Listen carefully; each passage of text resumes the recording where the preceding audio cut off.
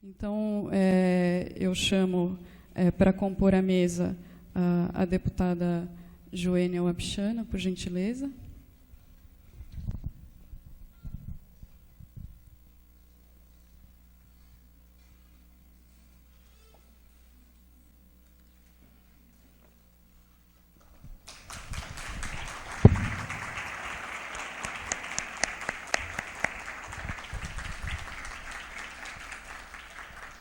Chamo também a Karen Shiratori.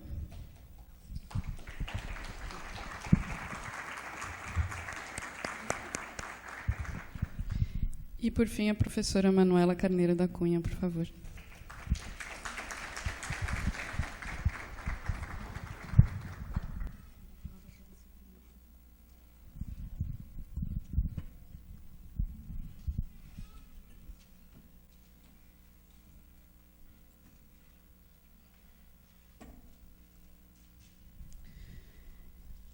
Então, eu vou passar a palavra primeiro para a deputada Joênia Wapichana, fazendo uma breve apresentação.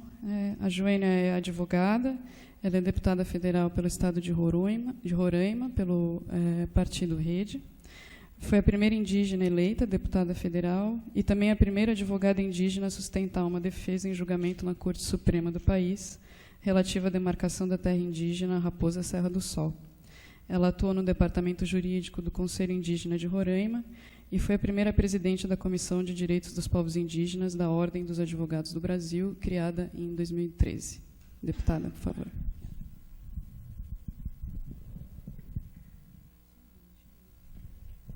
Só, então, avisando a todas as palestrantes e ao público, cada uma terá 20 minutos de fala. Eu vou controlar o tempo aqui, eu aviso quando faltar 10 minutos e depois quando faltar 5 minutos, ok? E depois nós vamos abrir, nós vamos fazer um intervalo para um café de 15 minutos, rapidamente, e voltamos para abrir as perguntas do público. Tá?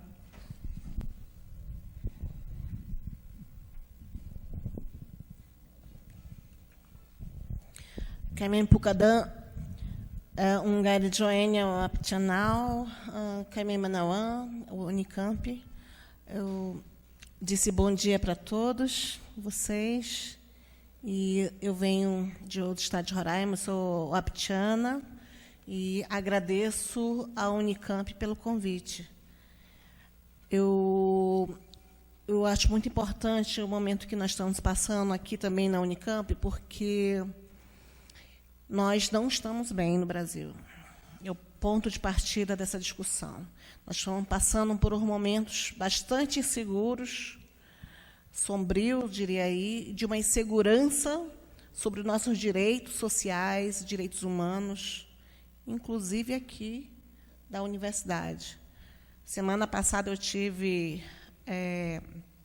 discutindo os cortes, contingenciamento, e uma indignação muito grande da população quando foi para as ruas e falar bem claro que aqui que a gente está fazendo é um serviço de interesse público, discutir os direitos socioambientais, direitos dos povos indígenas, isso que a universidade promove, discute e toma iniciativa, isso aqui não é balbúrdia. Isso aqui é o exercício dos direitos, é levar para a comunidade assuntos que são importantes, não somente para os povos indígenas, não somente para os ambientalistas, não somente para os antropólogos, mas para toda a sociedade brasileira. Eu queria falar isso para iniciar minha conversa, porque eu quero mostrar que a Unicamp, nós estamos solidários à luta das universidades para nenhum direito a menos, como diz o movimento indígena, que, para mim, corte e contingenciamento dão, na prática, a mesma coisa, e que só bloqueando o exercício da pesquisa, o Brasil não vai avançar, porque as pesquisas elas contribuem, sim, com o desenvolvimento, e é muito ruim quando se tenta deturpar, digamos assim, esse papel importante que as universidades sempre vêm realizando. Por fim, eu queria agradecer também essa discussão em relação à demarcação das terras indígenas, porque, por mais que a gente tenha avançado em termos dos direitos constitucionais, desde a nossa Constituição, que mais de 30 anos que a gente vem nessa discussão de implementação, conquista, mas, novamente, a gente parece que está voltando a estaca zero, onde ainda se discute os direitos, se são legítimos ou não, se os povos indígenas ali realmente têm a sua identidade, aquele velho dilema de dizer integração ao indígena e levando em consideração os embates que a gente sempre teve vivendo, principalmente da Raposa Serra do Sol, eu que acompanhei desde o momento que ainda não era nem formada no curso de Direito, se discutia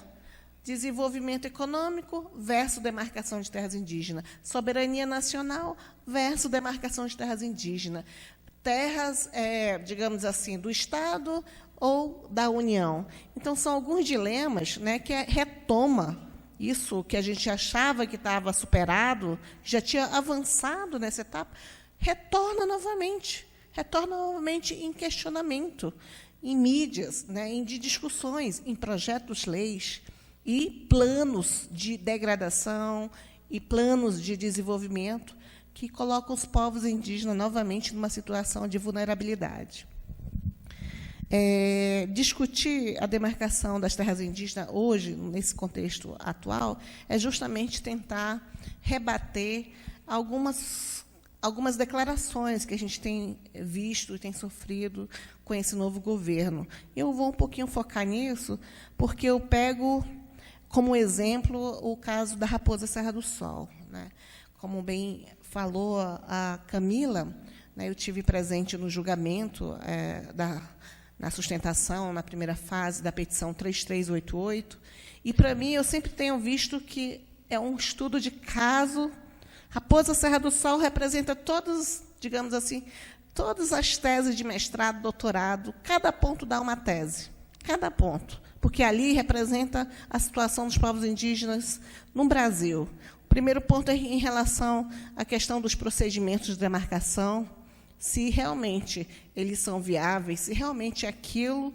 E hoje retoma essa discussão, porque existia, né, um posicionamento, acho que a última legislatura que se mais rebateu era a questão da PEC 215, quando dizia que a competência de demarcação das terras indígenas seria transferido para o Poder Legislativo. E, nos últimos dias, eu tenho visto que vão votar de novo a discussão em relação ao PL 490 e discute a mesma situação, de ser ou não o Poder Executivo o responsável nos procedimentos de demarcação de terras indígenas. Na questão da Raposa Serra do Sol, se discutia um pouco isso. Se discutia, inclusive, a questão dos laudos antropológicos, a questão dos antropólogos e o papel dentro desse procedimento, se seriam eles os técnicos realmente preparados, qualificados para fazer esse serviço. E, novamente, a gente reafirmou, com toda a jurisprudência, com todos os argumentos técnicos, que deveria, sim, ser, porque é uma área que justamente tem se colocado digamos assim, a desenvolver o conteúdo que justamente respalda os limites, a questão da segurança dos povos indígenas, não considerar simplesmente uma área a ser construída, uma casa. Eu sempre tenho dito que a demarcação das terras indígenas ela abrange até mesmo os pontos que são essenciais. A questão ambiental, uma delas, que a mesa vai discutir, justamente pela conservação, pela realização de cerimônias culturais e espirituais, a questão das crenças, né? A questão do convívio, a relação com a terra que se tem a ser considerada, a questão da produtividade, das atividades produtivas que são desenvolvidas pelas comunidades, inclusive de também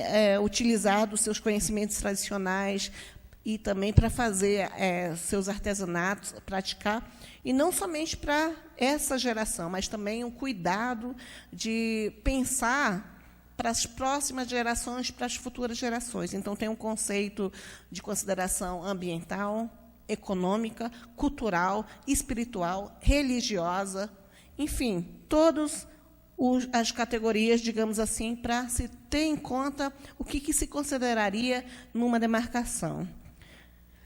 E essa competência seria, lógico, do Executivo. O caso seria a FUNAI, que é o órgão que representa a União em relação ao Executivo. Isso, para mim, está bem claro, mas algumas pessoas ainda rebatem, porque na nossa Constituição, ela, no artigo 231, ela fala de forma bem clara, né? São reconhecidos aos índios seu uso, costumes e tradições e os direitos originários sobre as terras que tradicionalmente ocupam, competir na União, demarcar, proteger e fazer respeitar todos os seus bens, competindo a União. Então, já está bem claro que é o Poder Executivo. Direitos originários, aí também rebate até mesmo a tese do marco temporal. Alguém já deve ter ouvido falar aqui também na Raposa Serra do Sol, e iniciou toda uma tese aí totalmente indígena, inconstitucional, absurda, imoral, que tenta deturpar, né, o verdadeiro sentido dos direitos originários, né, que já a própria Constituição já responde essa tese do marco temporal, que não começa no dia 5 de outubro de 88, como alguns, digamos assim, que prezam pelo interesse do agronegócio, vem argumentando e propondo, inclusive, ações para tentar reverter processos de demarcação de terras indígenas. Então, o artigo 231 responde, além da competência da União, do Poder Executivo, no dever constitucional de demarcar terras indígenas, mas também responde, né, em relação ao direito originário que contrapõe o argumento da tese do marco temporal.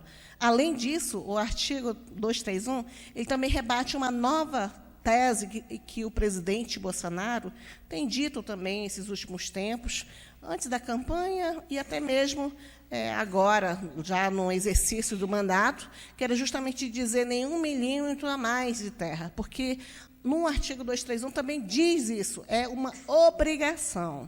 É um dever do Estado brasileiro a demarcação das terras indígenas. Não é uma política de governo, é um dever de Estado, é diferente. Independentemente do governo que se encontra, existe um dever constitucional do Estado em fazer a demarcação das terras indígenas.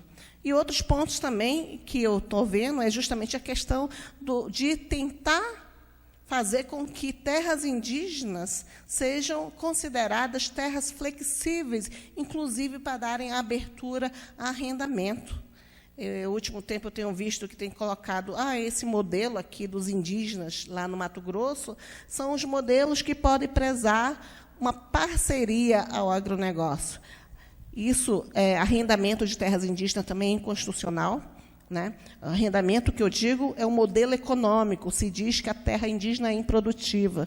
Mas, na verdade, os povos indígenas têm a sua própria forma do desenvolvimento, não de acordo com que digamos assim, empresário, ou um fazendeiro, ou o próprio governo tenta emplacar, no sentido de querer fazer com que haja um crescente poder econômico. Aliás, pode até ter, mas pela própria vontade dos povos indígenas. Eu sempre disse no sentido que, quando começam a chamar indígenas empresários, são os mais, digamos assim, são o que poderia acontecer com os povos indígenas, vocês vão começar a crescer no desenvolvimento. Eu falei, pode sim. Quem disse que não pode? A gente pode, mas desde que haja respeito à organização social, desde que haja respeito à prioridade da comunidade, desde que haja respeito aos nossos direitos constitucionais. Para você ser um empresário indígena, para você desenvolver um projeto de desenvolvimento econômico conforme essa cultura, não necessita abrir mão do seu direito à posse da terra.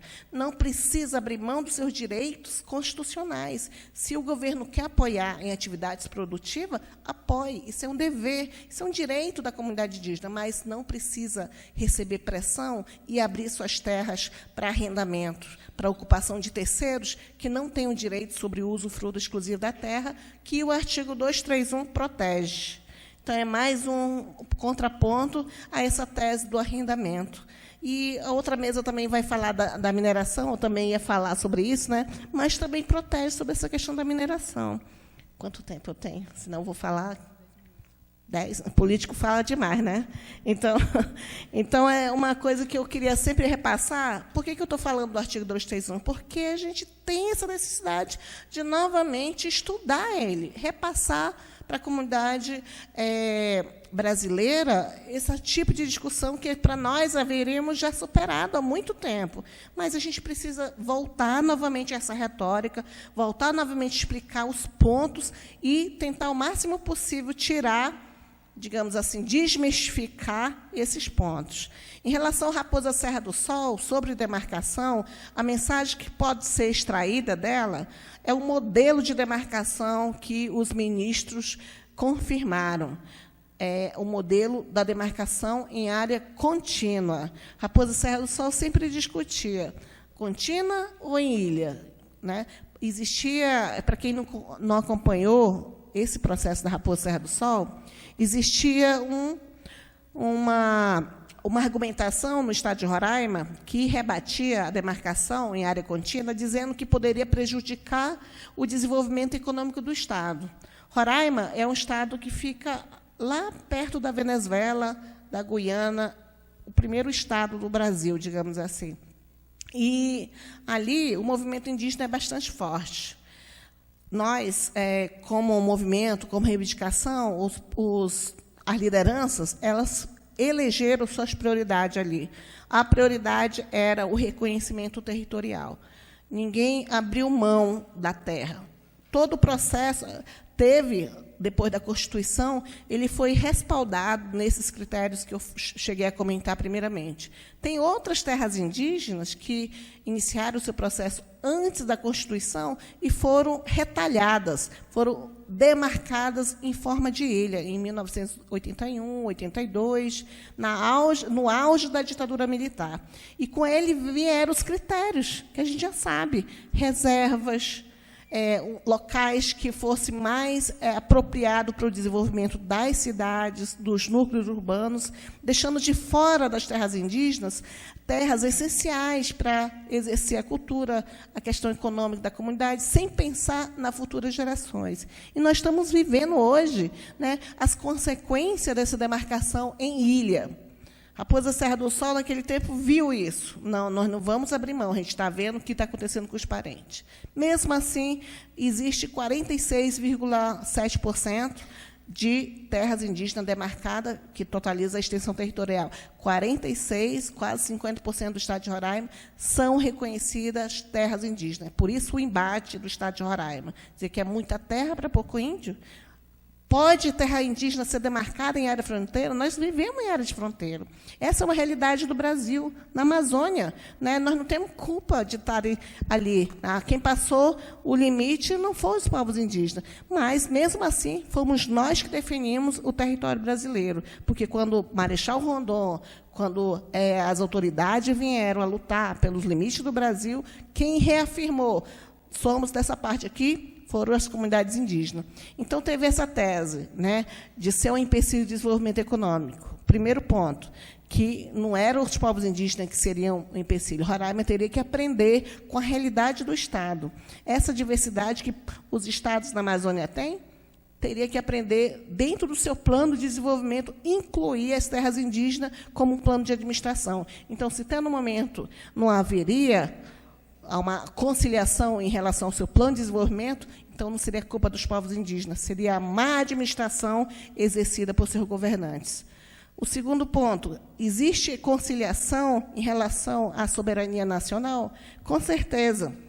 Né, como eu já argumentei, foram os próprios povos indígenas que ajudaram na demarcação. Por mais que existia uma pressão de dizer vamos vivificar a fronteira, é uma bandeira que o projeto Calha Norte, junto com aquela época da ditadura militar, sempre trazia, e eu já ouvi falar que estão querendo voltar novamente a isso, né? A gente sempre rebateu. Quer dizer que os povos indígenas não são considerados cidadãos brasileiros? Quer dizer que deixar uma fazenda de arroz na área de fronteira é melhor, a fazenda de arroz, área privada, é melhor que deixar comunidades indígenas, que são dentro da terra da União, porque terras indígenas não são patrimônios, digamos assim, privados, né? São patrimônio da União, segundo a nossa Constituição Federal Brasileira. Em tese, são terras públicas, são terras da União, que tem todo um respaldo jurídico de proteção. Então, seria melhor deixar na mão de um terceiro privado do que deixar, não. Que teoria é essa de vivificação de fronteira? Que teoria é essa que poderia colocar em risco a defesa nacional, se seria a própria União ali na área de fronteira? Isso seria um outro ponto. E, no mais, eu gostaria de enfatizar, já passando um pouquinho do tempo, que hoje nós estamos vivendo uma nova tentativa de reversão em relação à demarcação das terras indígenas, com a proposta da medida provisória 870.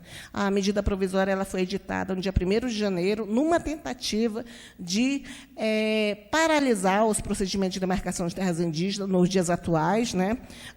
A medida provisória ela não estrutura, ela desestrutura totalmente o governo, e uma delas é em relação à FUNAI, a Fundação Nacional do Índio, que pega a FUNAI, que estava, né, digamos assim, localizada no Ministério da Justiça, e coloca no Ministério da Mulher, da Família e dos Direitos Humanos. Um ministério novo, totalmente despreparado, que não tem especificidade nenhuma para abarcar as atividades da FUNAI. Por que FUNAI no MJ? Justamente porque o Ministério da Justiça foi feita uma avaliação durante todos os anos da existência da FUNAI, que era o ministério mais apropriado. Por quê? Porque significa que ele tem um condão de ser um ministério de apoio com as suas forças nacionais, com a Polícia Federal, e dar mais uma neutralidade, digamos assim, em relação aos interesses que seriam defendidos. Além disso, o Ministério da Mulher não tem estrutura nenhuma para se acompanhar as atividades. Outra questão que a MP 870 retira é a demarcação das terras indígenas como atribuição da FUNAI. Então, joga esse dever constitucional na mão do Ministério da Agricultura, do MAPA, totalmente contraditório. Por quê? Porque o MAPA ele já vem há muitos anos defendendo o interesse do agronegócio, ditando políticas agrícolas que conflitam com o direito dos povos indígenas. Então, não tem lógica, não tem respaldo jurídico, e dá uma insegurança muito grande em relação a qual seria o interesse a ser defendido em relação à demarcação de terras indígenas. Nenhum. Além disso, não tem o preparo técnico que a FUNAI já teve, esse avanço todo, os profissionais, as qualificações técnicas, todo o que pode concretizar nesse dever constitucional, que é a demarcação das terras indígenas. Felizmente, essa medida provisória, né, digamos assim, ela está quase vencendo.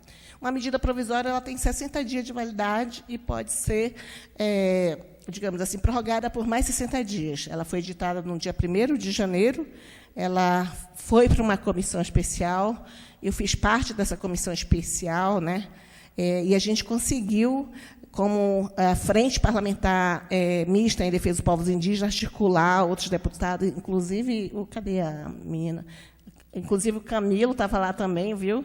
E a gente conseguiu se articular e colocou para retirar do relatório essa questão da FUNAI no Ministério da Mulher, e retorna para o Ministério da Justiça, e conseguimos tirar também a demarcação do MAPA e retorna para a FUNAI. Então, esses dois pontos a gente conseguiu reverter já na comissão especial, lá, mista, né? E agora falta só ir para a plenária, né, plenária da Câmara e plenária do Senado.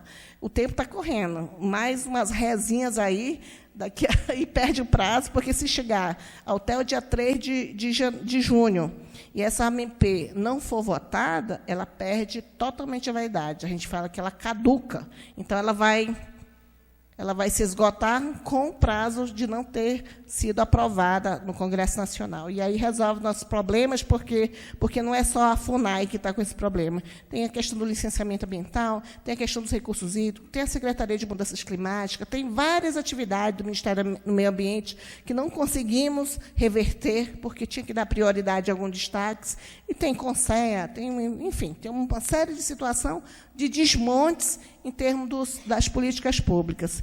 E vamos torcer aqui que, nas próximas semanas, a gente derruba essa medida provisória.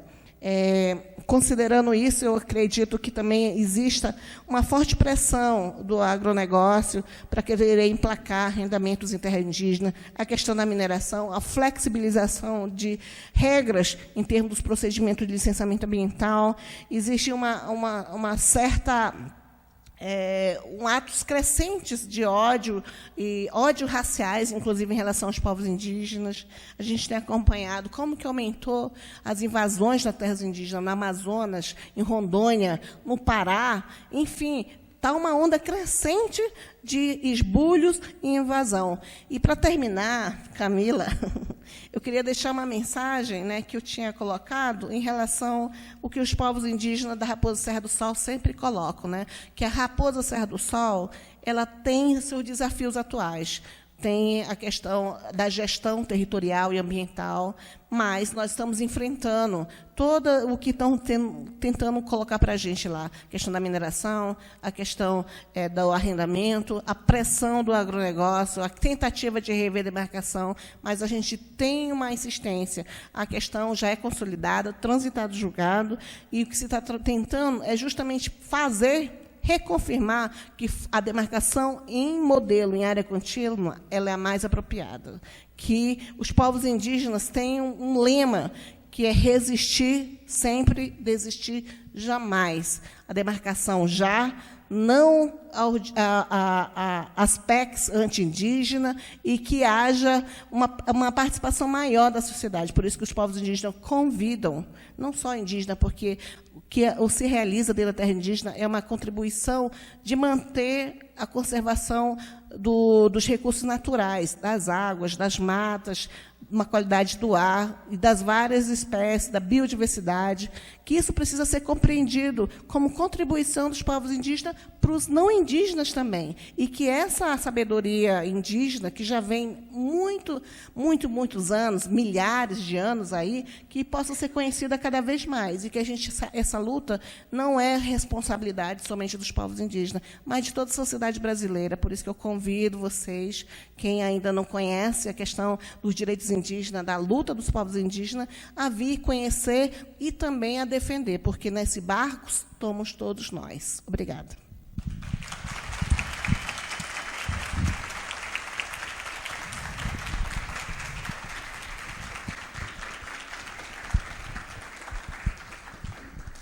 Muito obrigada, Joênia. Agora eu passo a palavra para Karen Shiratori. A Karen ela é pós-doutoranda em antropologia na Universidade de São Paulo. Ela é especialista em etnologia indígena, com foco nos estudos de xamanismo, parentesco e organização social. Trabalha no sul do estado do Amazonas com povos falantes de língua arauá, etupi, kauaiva. E também desenvolve pesquisa sobre políticas públicas e direitos territoriais voltados aos povos indígenas em isolamento voluntário. Para ela passar os slides? Então, para passar os slides, você me avisa e eu passo aqui. Ou você prefere sentar aqui? Talvez? Pode ser? Então, acho que eu...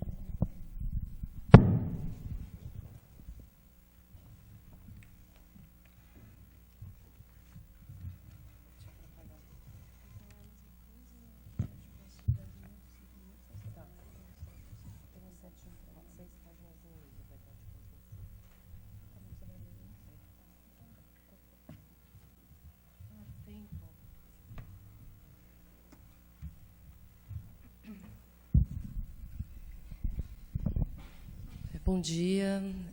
Eu gostaria de agradecer o convite feito pela comissão organizadora do Fórum, Instituto de Filosofia e Ciências Humanas e o Instituto de Geociências.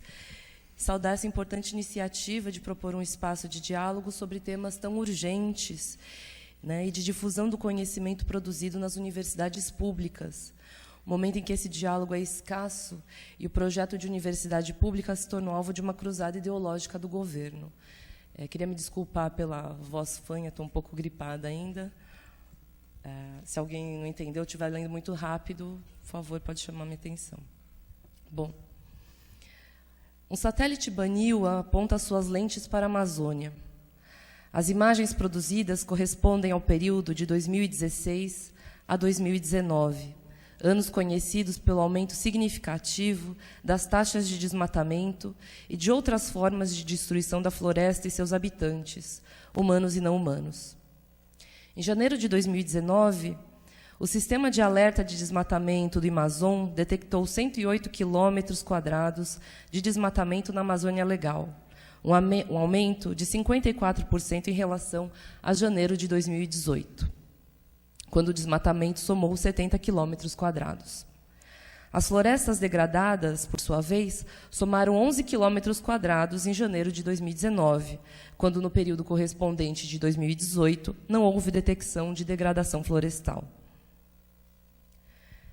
Na sequência das imagens, o solo nu expõe as cicatrizes deixadas pelo corte raso feito por tratores, correntões e motosserras. O que aparece como mancha amorfa ou retangular de desmatamento nas nossas imagens geoprocessadas adquire uma nitidez aterradora nas infogravuras vindas do satélite indígena. Elas revelam, ou melhor, escancaram a destruição da floresta no contorno dos corpos que a constituem, pois floresta é feita de gente, de aves, de bichos, de plantas, de fungos, também de micro-organismos, em suma, de vidas incontáveis, todas relacionadas num complexo emaranhado que passamos a chamar de sociobiodiversidade.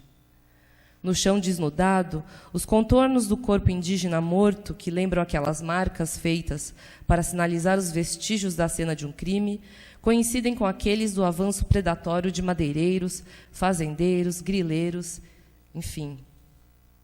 A imagem prescinde de legenda, não há mistério. Destruir a floresta é também exterminar os seus povos. Para quem não faz um corte radical entre humanidade e natureza, nem considera a floresta uma mercadoria, é isso a natureza morta, obra do artista Denilson Baniwa. Toda árvore que tomba é um anúncio de outros fins. O Brasil é um dos 17 países mais megadiversos do mundo. No entanto, este fato não pode ser pensado à parte da megadiversidade social. De acordo com o censo do IBGE de 2010, a população indígena conta com cerca de 800 mil pessoas. São mais de 300 etnias e 274 línguas diferentes, de mais de um tronco linguístico, o tupi e o macro-G, além de 19 famílias linguísticas que não têm semelhanças para serem agrupadas em um mesmo tronco. Há ainda as chamadas línguas isoladas, que não apresentam nenhuma semelhança com outras línguas conhecidas. A diversidade biológica também está associada aos modos de vida indígena, modos de ocupar um território e de se relacionar com ele. Nessa visão, a natureza não é um mero recurso a ser explorado com o fim exclusivo do desenvolvimento humano, mas é composta por uma multidão de seres que integram o mundo social, enquanto entidades providas de dignidade e que devem ser respeitadas.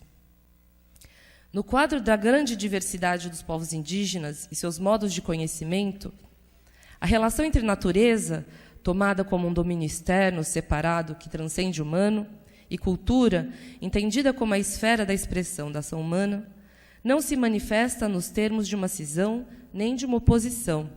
Ao contrário, tudo aquilo que nosso pensamento comumente relega a um polo natural, animais, plantas, fenômenos meteorológicos, enfim, participa da cultura, do mundo social e, por isso, integra o espaço das relações regidas por uma ética que é própria às pessoas. Evidentemente, os modos de conhecimento não são homogêneos ou generalizáveis. Dessa maneira, o que busco enfatizar é que, na sua diversidade e complexidade, eles são indissociáveis dos modos de vida associados à biodiversidade e a universos relacionais de grande riqueza ecológica, além de formas de produção e circulação específicos aos regimes de saber. Afinal, os conhecimentos tradicionais remetem-se simultaneamente tanto a uma referência mítica ou ancestral, quanto a um dinâmico processo de inovação e experimentação movidos pelas criatividades indígenas. Esses pensamentos, guiados pela curiosidade e orientados com sofisticação, não estão aquém do rigor e da profundidade da ciência, como bem elaborou o antropólogo Claude Lévi-Strauss em seu livro Pensamento Selvagem.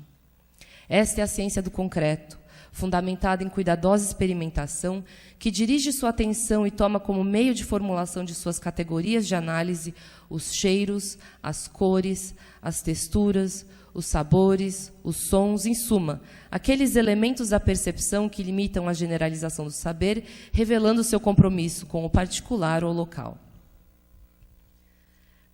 É notável a articulação dos sistemas de conhecimentos indígenas com seus modos de vida em associação com práticas que propiciam e contribuem fortemente para conservar a biodiversidade, bem como para produzi-la ou incrementá-la, dado o apreço ou preferência flagrante pela diferença.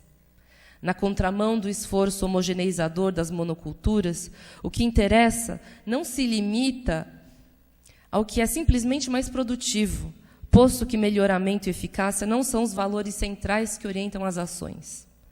Conforme ressalta Joana Cabral de Oliveira em sua dissertação sobre os modos de classificação IAMP, ela diz: nas viagens que ela realizou a algumas aldeias, ela observou mulheres levando ramas de mandiocas das plantações dos colonos da perimetral norte, que moravam próximos à entrada do rio que dá acesso à terra indígena Wayampi. Quando perguntava, ela diz, por que as mulheres estavam levando aquelas ramas, elas diziam apenas, porque é diferente. A profusão das variedades agrícolas dá mostras da referida preferência. No Alto Rio Negro, há mais de 100 variedades de mandioca. Entre os caiapó, 56 variedades de batata doce. Entre os canela, 52 tipos de fava. Entre os cauaiueté, há 27 tipos de amendoim, e assim vai. Prosseguindo o raciocínio, deve-se dizer que a história natural não basta para entender a história da floresta, porque, como mostram os trabalhos do antropólogo William Ballet, posteriormente corroborados por pesquisadores como o Eduardo Neves, arqueólogo do Museu de Arqueologia e Etnologia da USP, e muitos outros, a ideia de mata virgem ou de floresta prístina e intocada são imprecisas, mais ainda, até fantasiosas. A paisagem amazônica, mas poderíamos estender o argumento ao Cerrado, à Mata Atlântica, à Caatinga, enfim, resulta de milênios de intervenção humana, o que significa que diversas plantas importantes ou úteis para nós, eu posso citar a castanha, o pequi, o açaí, a mandioca, enfim, a lista é longa, pois ao menos 83 espécies foram domesticadas em algum grau por aqui. E a presença das chamadas terras pretas, que são solos muito férteis, decorrem da ação antropogênica, ou seja, das técnicas humanas de manejo. Esses indícios sugerem uma antiga e contínua ocupação desses territórios. Evidentemente, não é qualquer humanidade cujo modo de vida é capaz de produzir, como efeito de sua existência, algo tão majestoso quanto a floresta mais biodiversa do mundo. Nunca foi tão verdadeiro dizer que no Brasil tem muito fazendeiro para pouca terra, muita mineradora para pouca montanha, muito barrageiro para pouco rio, muito agrotóxico para pouca vida. Sem me demorar em detalhes, eu gostaria de exemplificar a sofisticação do conhecimento indígena a partir do caso dos venenos de caça, os curare, utilizados por muitos povos. As informações provêm de um texto do professor João Ernesto de Carvalho, da Faculdade de Ciências Farmacêuticas aqui da Unicamp. Eu acho que essa é uma boa ilustração do tipo de balbúrdia produzida nas universidades públicas. Diz o texto do professor: a D-tubucurarina é uma das substâncias responsáveis pelo efeito do curare, atua bloqueando a passagem do estímulo no neurônio motor para as fibras musculares. Essa transmissão é realizada pela liberação de um neurotransmissor químico chamado acetilcolina, que se liga em um receptor específico na membrana da fibra muscular, desencadeando a contração muscular. A D-tubucurarina compete com a acetilcolina por esse receptor, impedindo sua ação, bloqueando a contração muscular e, portanto, induzindo a paralisia flácida.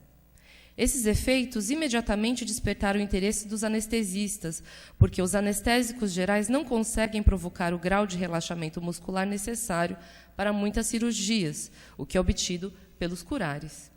Dessa forma, os curares passaram a ser utilizados como coadjuvantes em cirurgias, como as de tórax, abdômen e ortopédicas, quando se faz necessário um bom relaxamento muscular.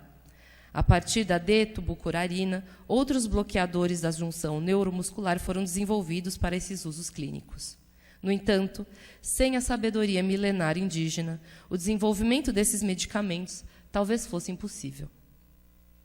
Esse é apenas um caso de medicamento cuja origem é o conhecimento indígena, reforçando a nossa enorme dívida com esses povos, não somente diante do benefício a todos nós, mas considerando a lucratividade do mercado mundial de medicamentos.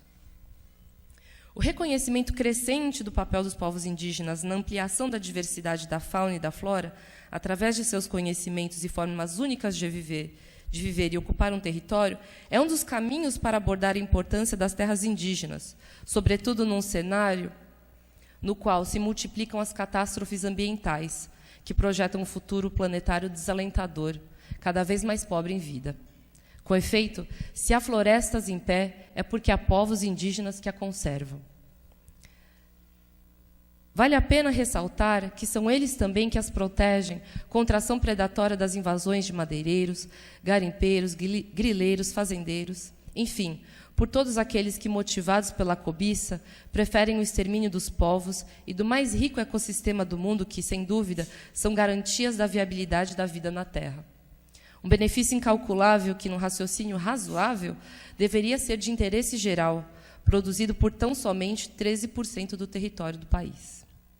Assim, acredito que afastamos e desfazemos um equívoco bastante repisado, seja por má-fé ou desconhecimento, quando não as duas coisas, segundo o qual os indígenas estão onde há profusão de jazidas minerais e de terras férteis, que deveriam estar disponíveis para o avanço agropecuário, como se fosse aleatório essa relação de causalidade entre presença indígena e riqueza mineral.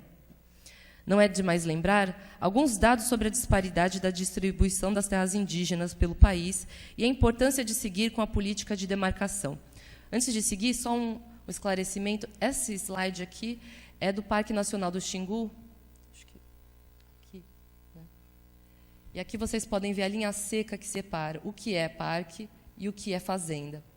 E aqui, muito evidente, o que é floresta em verde e o que é área onde é plantação de soja. E aqui, como o Parque do Xingu tem se tornado uma ilha verde no mar de soja. Bom, como eu ia dizendo, cerca de 45% da população indígena brasileira que vive em terras indígenas está fora da Amazônia Legal, áreas nas quais se vive uma situação histórica de confinamento e luta pelo território. De um total de 297 terras indígenas fora da Amazônia Legal, 143 ainda não tiveram seu processo de reconhecimento finalizado. Essas terras representam menos de 2% da área total das terras indígenas no país, embora abriguem, vejam bem, 45% da população indígena das terras indígenas. É suficiente olhar o mapa para ver que, não raro, é uma linha seca que separa os territórios indígenas do avanço do desmatamento. Essa daqui é a linha seca que divide fazenda e a terra indígena Suruí em Rondônia. Em Rondônia e Mato Grosso. É uma prova cabal de que onde vivem os povos indígenas se desmata menos. Nos últimos 40 anos, mais de 20% da floresta amazônica foi desmatada. Por outro lado, todas as terras indígenas juntas perderam, nesse período, menos de 2%. As terras indígenas, então, protegem a floresta do avanço desses que são os agentes responsáveis pela deterioração do meio ambiente. Bom, uma a cada 8 espécies está ameaçada de extinção. Esta é uma das conclusões alarmantes publicadas pelo relatório do IPBES, que é a Plataforma Intergovernamental de Política Científica sobre Biodiversidade e Serviços Ecossistêmicos, sobre o qual a Manuela vai falar mais detidamente. Resultado de uma avaliação global sobre biodiversidade de ecossistemas, os especialistas alertam sobre o ritmo sem precedentes do desaparecimento das espécies, consequência direta da ação humana. Evidentemente, os impactos não serão apenas ambientais ou exclusivos a uma porção do mundo. A vida está sendo deteriorada em uma velocidade centenas de vezes maior que a natural. Os efeitos de nossas ações se voltarão contra nós, uma vez que dependemos da biodiversidade. A humanidade não passará incólume ao apocalipse dos insetos. Pensemos no caso dos polinizadores, o impacto que teria o desaparecimento deles para a polinização de frutas e leguminosas. O que vai ser do mundo sem os insetos? A repercussão desse desaparecimento massivo afetará o mundo inteiro e dificultará ainda mais o combate à fome, à pobreza, ao acesso à água, dentre muitas outras lutas. O desmatamento na Amazônia, falsamente propagandeado como essencial para o sucesso da agropecuária, é ainda muito rentável para quem cria gado, dado o afrouxamento da fiscalização e a relutância em punir aqueles que transgridem as leis ambientais. Sabemos que, geralmente, o processo acontece em 2 etapas. As florestas são derrubadas para a criação de pasto e as madeiras são vendidas. Depois, esses pastos são paulatinamente convertidos em plantações, vendidas para algum produtor de soja. Tudo isso incentivado abertamente por um governo que se refere ao IBAMA como indústria da multa, que prometeu acabar com o ativismo ambiental xiita e a suposta indústria da demarcação das terras indígenas. O que esses 5 meses de governo significaram para o meio ambiente e para os povos da floresta? Um ataque sem precedentes contra os povos indígenas e o meio ambiente, a partir do desmantelamento não só das bases jurídicas, mas também das bases administrativas que garantem a preservação do meio ambiente e dos direitos dos povos indígenas, com o contingenciamento do orçamento, a deslegitimação de operações de combate ao desmatamento, a transferência da competência da demarcação das terras indígenas da FUNAI para o Ministério da Agricultura da Tereza Cristina, ex-líder da bancada do agronegócio. Há, ademais, a gravíssima perspectiva de afrouxamento do licenciamento ambiental num país de desastres como os da Samarco e da Vale, além da constante ameaça do rompimento de outras tantas barragens. Já durante a campanha eleitoral de 2018, as taxas de desmatamento da Amazônia dispararam quase 36% sob o efeito Bolsonaro, segundo dados do INPE. E as invasões de terras cresceram 150% desde que Bolsonaro foi eleito em outubro do ano passado. Os discursos de ódio que visam combater o meio ambiente e seus defensores é a carta branca para mais desmatamento e violência num país que já é o mais perigoso do mundo para quem defende os direitos humanos e socioambientais, conforme aponta o relatório da Global Witness de 2017. Bom, não faria mal ser prudente e ouvir as palavras dos sábios que vêm nos alertando há tanto tempo. Em uma entrevista conjunta com Davi Copenaua, concedida em janeiro deste ano ao jornal Valor Econômico, Ailton Krenak diz, num argumento límpido à nossa lógica capitalista, incapaz de reconhecer o valor da diferença de modos de vida a outros, senão quando nos podem ser rentáveis, que, e eu cito as palavras do Ailton para finalizar, talvez uma saída para atravessar esse tempo de contradição fosse reconhecer que o mundo todo está investindo financeiramente na conservação da biodiversidade. O povo indígena sabe fazer isso. A tecnologia que o povo indígena tem para fazer isso é o seu modo de vida. Talvez uma boa proposta para os brancos fosse avaliar os serviços de conservação que esses povos fazem espontaneamente, sem que seja preciso comprar todo aquele aparato. E conclui: é simplesmente respeitar o modo de vida deles. Obrigada.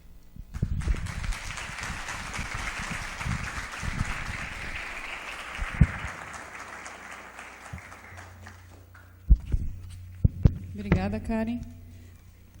Agora eu chamo a professora Manuela Carneiro da Cunha, por gentileza. Professora antropóloga, foi professora aqui da casa, da Unicamp, é professora aposentada pela Universidade de São Paulo, professora emérita da Universidade de Chicago, e ela está aqui para falar sobre serviços ecossistêmicos, né, na qualidade de membro da força-tarefa da Plataforma Intergovernamental da Biodiversidade e Serviços Ecossistêmicos, tanto da plataforma internacional como também da plataforma brasileira.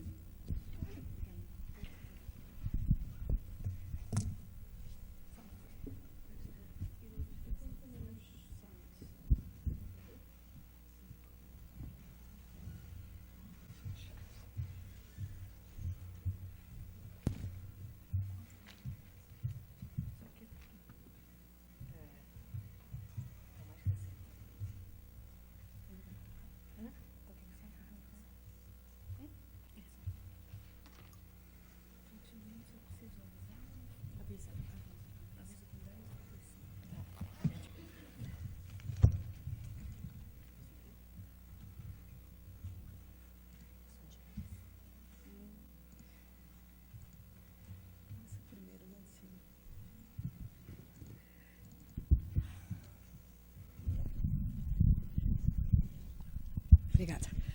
Bom dia. Há uma série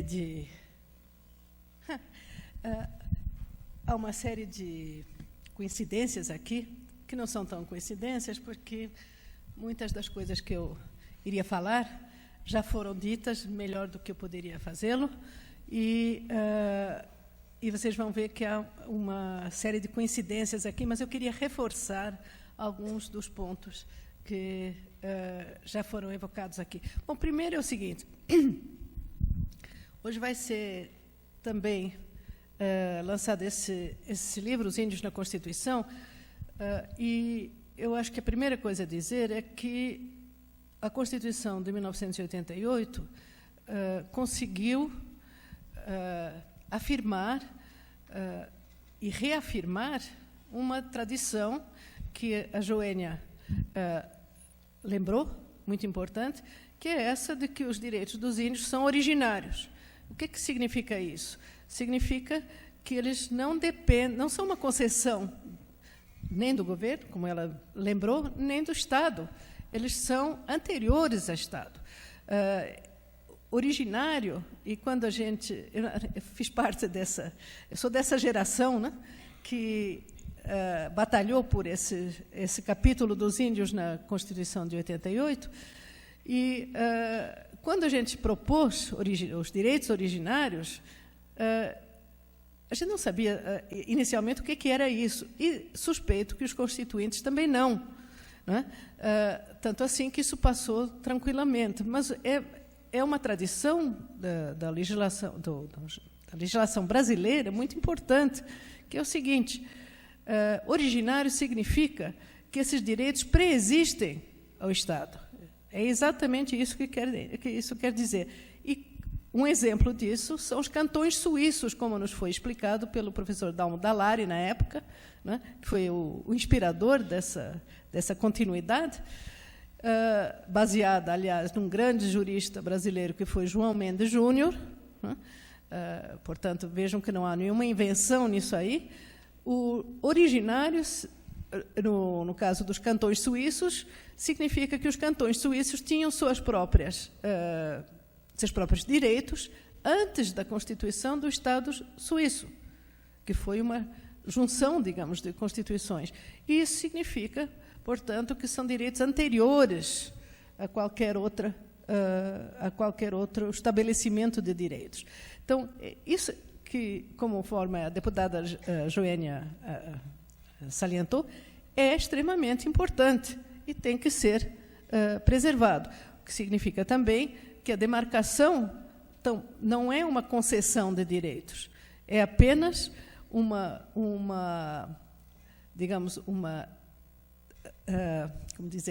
efetivação no campo, né, no solo, de um direito que já existe. Portanto, não é a demarcação, não é o reconhecimento, inclusive, do Estado que garante os direitos indígenas, é algo que é anterior ao Estado. Isso é de uma importância enorme.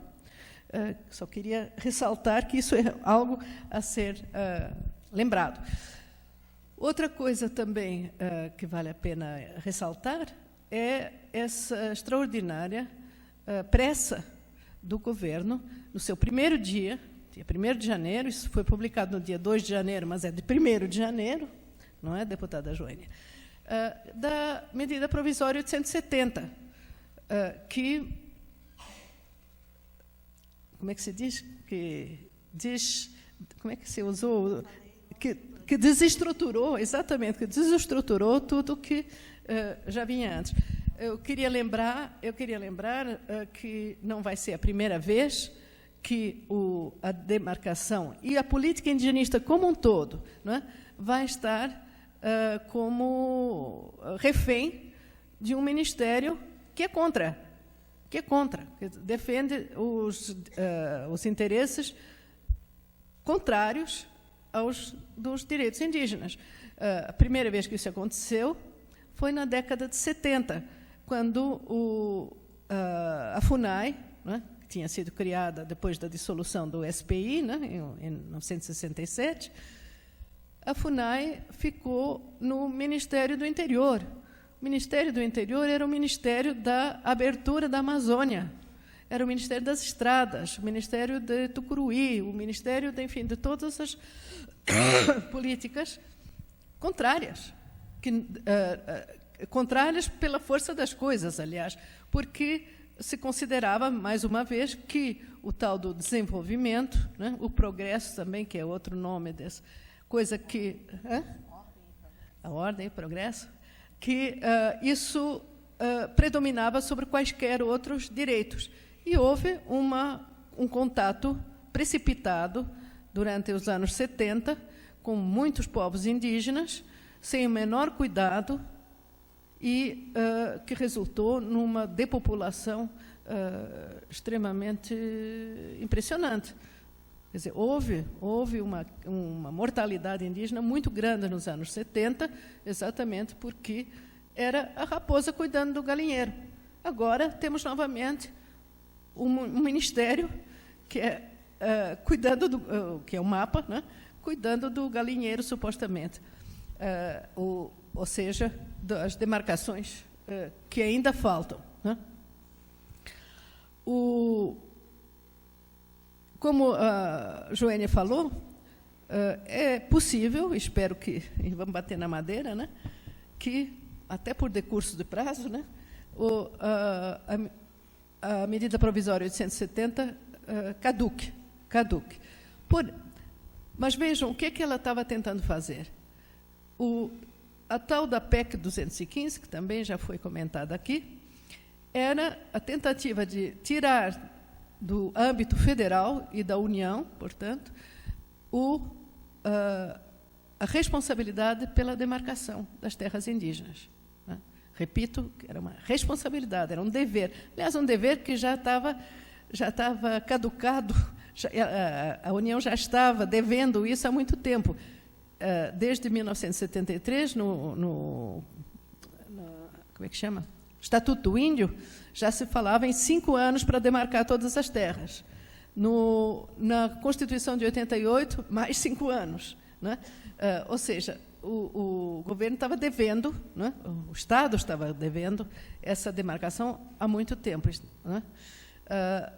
Mas o que estava acontecendo, entretanto? Estava uma PEC, ou seja, uma proposta de emenda, um projeto de emenda constitucional, ou seja, uma mudança da Constituição. E é isso que eu quero chamar a atenção, é que estamos falando o tempo todo, agora, na desestruturação da Constituição de 88. É ela que está sendo destruída, ou, pelo menos, extremamente atacada.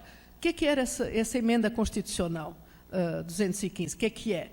É uma tentativa que foi posta em banho-maria desde o ano de 2000, né, porque não se conseguia avançar, né, quer dizer, quem a propôs, que foi o agronegócio, né, que queria tirar da alçada da União, já? Nossa, 10 minutos. Queria tirar da alçada da União as demarcações e passá-la para o Congresso, quando a gente sabe que no Congresso, não é, há uma preponderância de bancadas que são poderosas localmente, poderosas nos estados, poderosas nos municípios, e que são estruturalmente antagonistas dos direitos indígenas. Não é? Basta ver o que se passa em Mato Grosso do Sul. Então, acho que não há isso. Bom, vou aproveitar meus últimos 10 minutos para falar dos serviços ecossistêmicos. Serviços ecossistêmicos é um termo que, caracteristicamente, apareceu nos anos 70, junto com uma ideia semelhante, enfim, associada, que é a do capital natural. O que isso significava? Inicialmente, a ideia era quais são os benefícios que a humanidade tira da natureza. Essa é a ideia de serviços ecossistêmicos, né? E, rapidamente, se chegou a uma ideia, bom, então vamos valorizar isso, vamos colocar no mercado, vamos internalizar, como dizem os economistas, né, esses benefícios que a natureza dá para a humanidade e fazê-los contar, portanto, diante de um universo que é regido, não é, por um pensamento economicista. Era isso. Não é? Então, logo depois, vocês vejam, tentativas de quantificar. Quanto valem esses? É muito difícil de quantificar, aliás, porque quando não há mercado, tem que se inventar um mercado fictício, não é? Para tentar dar um preço a esses benefícios. Em alguns casos, existem mercados. Em outros casos, foram, digamos, inventados, pensados. Esse termo de serviços ecossistêmicos se enraizou num relatório importante que foi feito em 2005 pela ONU, que é o relatório do milênio. Né?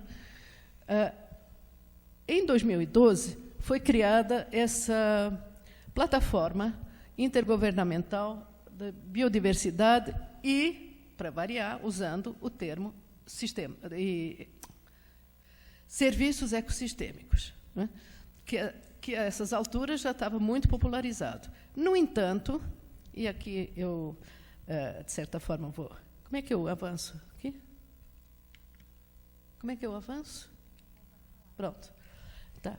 Então, se criou essa plataforma, muito inspirada pelo painel do clima, né, que é muito mais antigo, mas que tem a mesma ideia, que é o seguinte: vamos juntar todo o conhecimento que existe para informar as políticas públicas. Bom, vocês vejam, é uma política que está no âmbito das Nações Unidas, né? Não foi criado um novo organismo, o que foi criado foi uma junção da Unesco, da FAO. A FAO é da Organização dos Alimentos, basicamente. A UNEP, que é da conservação, e PNUD, que é do bem-estar. Né? E eles, como um conjunto, estão financiando essa plataforma. Essa plataforma, rapidamente, vocês vejam, tem mais de 132 governos que aderiram. Essa plataforma, como o IPCC, como o painel do clima, quer fazer uma ligação entre o conhecimento, né, e as políticas. Tá? E vejam que ela vai mudando um pouquinho o seu logo, dizendo no final que é uma ciência e políticas, né, e políticas públicas para a gente e para a natureza. Eu estou salientando isso porque não se trata mais de serviços ecossistêmicos, obrigada, não se trata mais de serviços ecossistêmicos, simplesmente, ou seja, o que a natureza dá à humanidade, mas uma coisa menos centralizada na humanidade. Ou seja, a natureza em si é um valor. A natureza em si é um valor, e se trata, portanto, também tanto de gente quanto de natureza. E isso é uma mudança, uma inflexão importante. E há uma segunda inflexão muito importante nesse painel, nessa plataforma,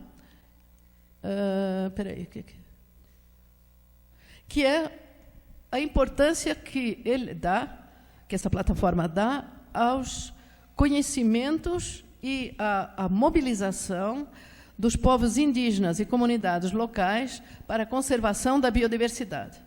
Acaba de ser aprovado o relatório global da biodiversidade. Foi agora, dia 6 de maio, foi aprovado pelos governos. Isso é uma parte importante do mecanismo.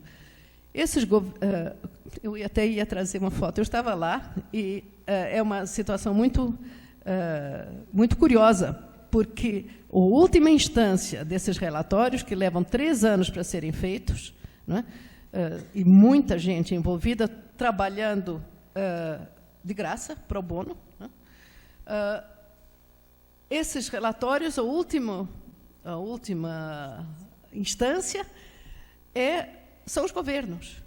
Então, para a aprovação final desse relatório, 132 governos, né, e outra coisa, não é por votação, não é por maioria, é por consenso. Se houver algum dissenso entre os 132 governos, não passa. Né?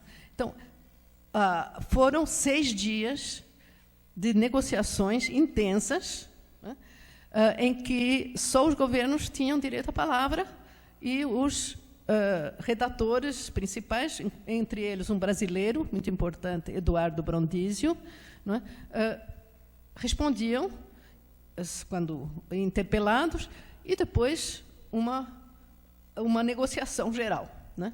Então, saiu um documento de extrema importância, que tem, portanto, o aval dos governos, inclusive do Brasil, que tinha seu representante lá, seu diplomático. Né? Então, o que esse relatório global mostrou? Bom, primeiro, de forma muito geral, disse que nos últimos... Bom, primeiro, reafirmou que o bom funcionamento dos ecossistemas é fundamental para a vida humana. Bom, isso já sabíamos, é sempre repetido. Mas depois disse uma coisa extremamente alarmante. Disse, olha, nos últimos 50 anos, houve uma queda da biodiversidade em ritmo nunca dantes alcançado. Quer dizer, está havendo uma perda de biodiversidade num ritmo que não conhecíamos nesses últimos 50 anos. E 1 milhão de espécies estão ameaçadas de extinção. 1 milhão de espécies estão ameaçadas de extinção. Isso teve bastante repercussão, eu acho, internacional. Não sei, eu estava lá, não sei como é que foi no Brasil, mas houve várias respostas de governos a isso aí. Mas eu queria também chamar a atenção a um outro ponto. É que não se tratou só de serviços ecossistêmicos aí. Se tratou também da contribuição, pela primeira vez, nessa dimensão, na plataforma, a contribuição que os povos indígenas e comunidades locais estavam dando para a biodiversidade. E uma das conclusões do relatório foi que eles também estão sendo muito pressionados, eles também estão sob ameaça, mas que eles estão segurando mais. Que os povos indígenas no mundo inteiro e comunidades, os povos indígenas como um todo, no mundo inteiro, estão, são gestores, seja por posse exclusiva, como aqui no Brasil, seja por outros modos, né? Mas são gestores de pelo menos 25% da biodiversidade mundial. Ou seja, só 5 minutos. E, portanto, que não só eles são importantíssimos para a conservação da biodiversidade, como, por outro lado, isso foi outra conclusão, eles, e eu repito isso, eles são os que mais resistem à degradação. E a gente pode ver isso no Brasil. A Karen acabou de mostrar coisas que eu ia também mostrar, vou ver se... Né? Então, a conclusão, as recomendações desse relatório global incluíram o seguinte, que não só a gente deve,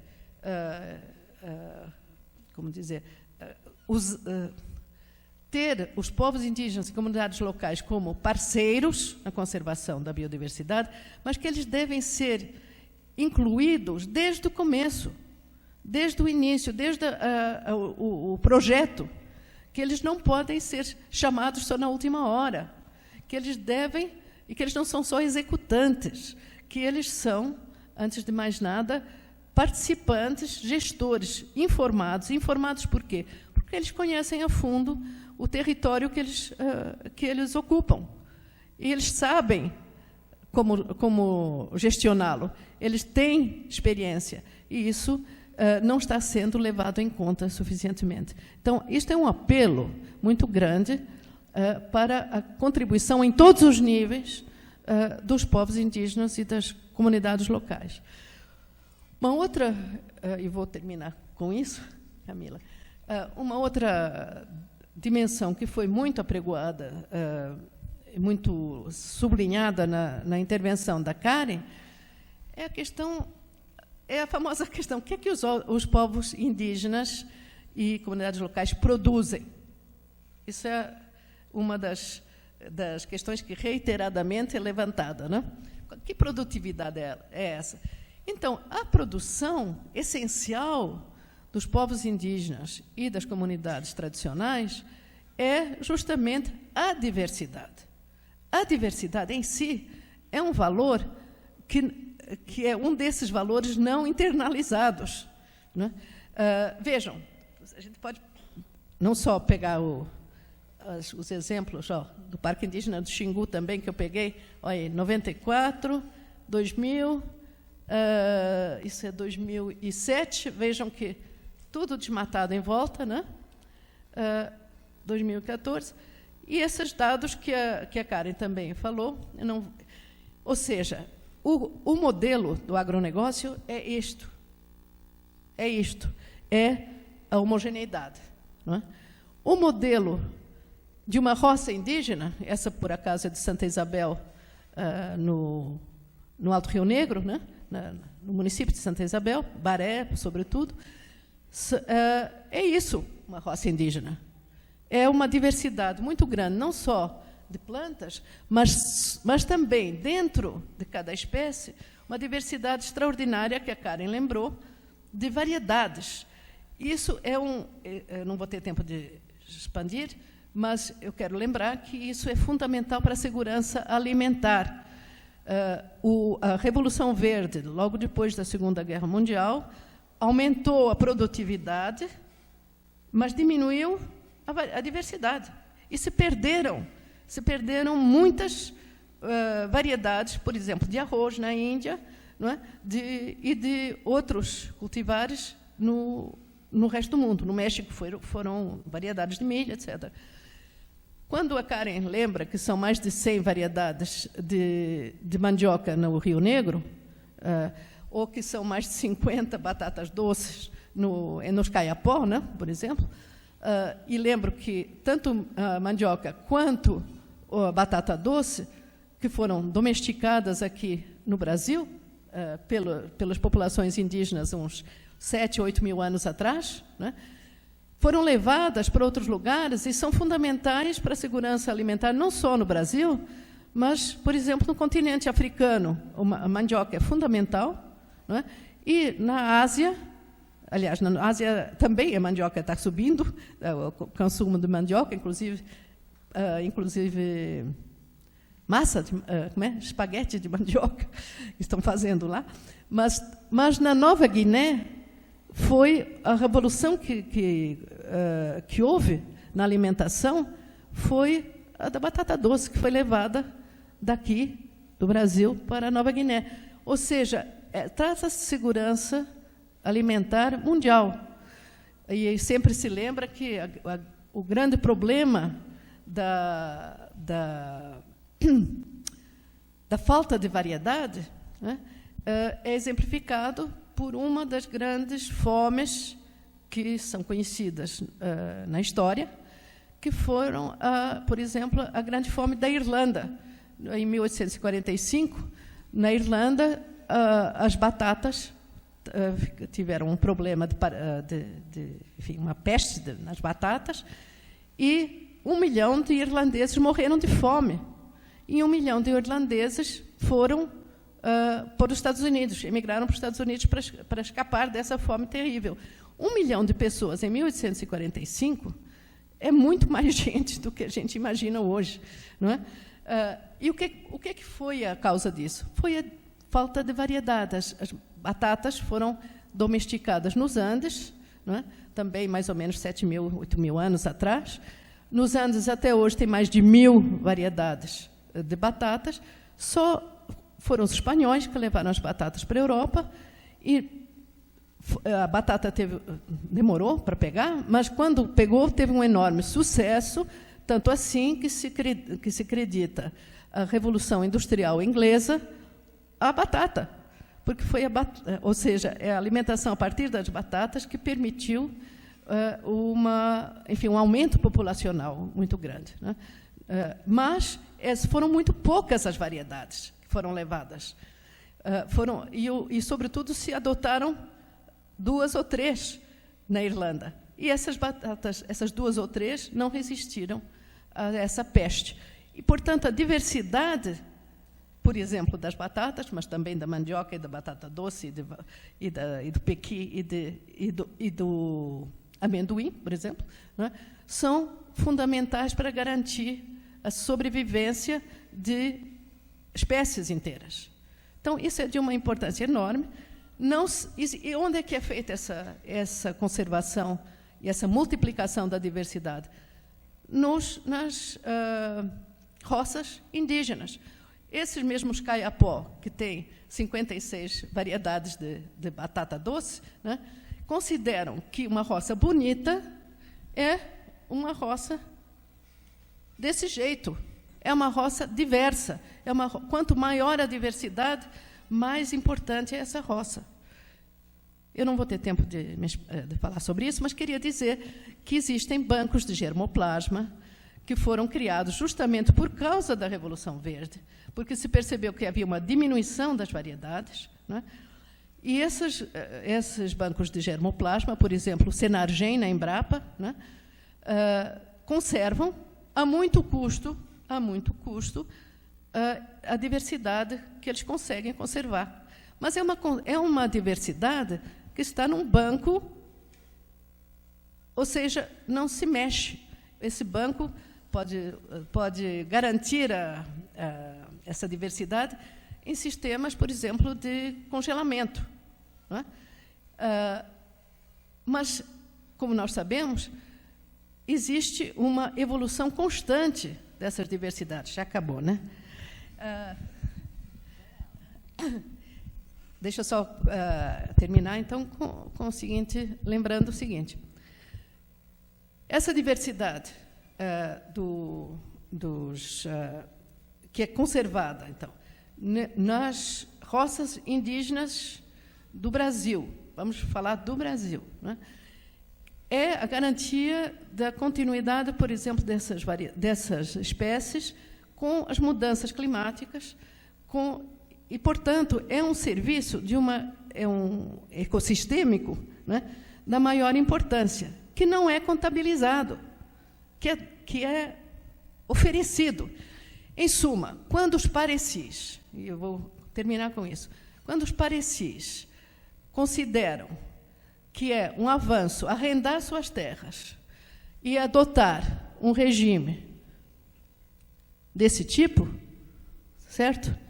Um regime de monocultura da soja, eles estão aderindo a uma forma que é aquela exatamente que está destruindo a biodiversidade, porque é esse uso do solo que está destruindo a biodiversidade no mundo.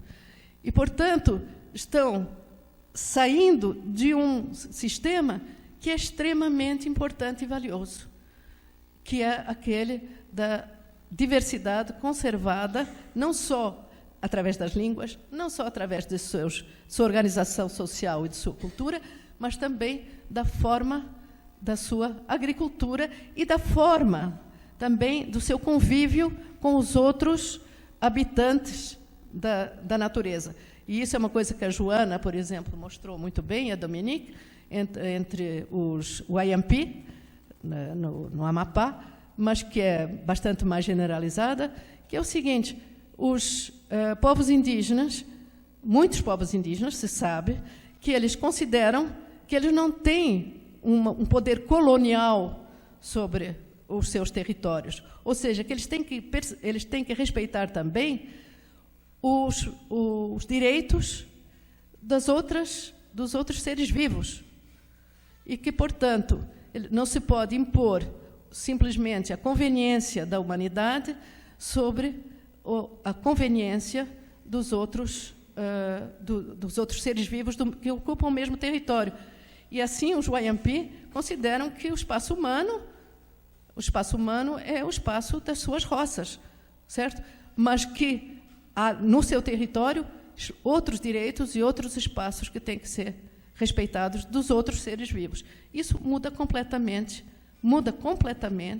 a visão do que se deve fazer. E é isso que conserva a biodiversidade. Desculpa se eu demorei.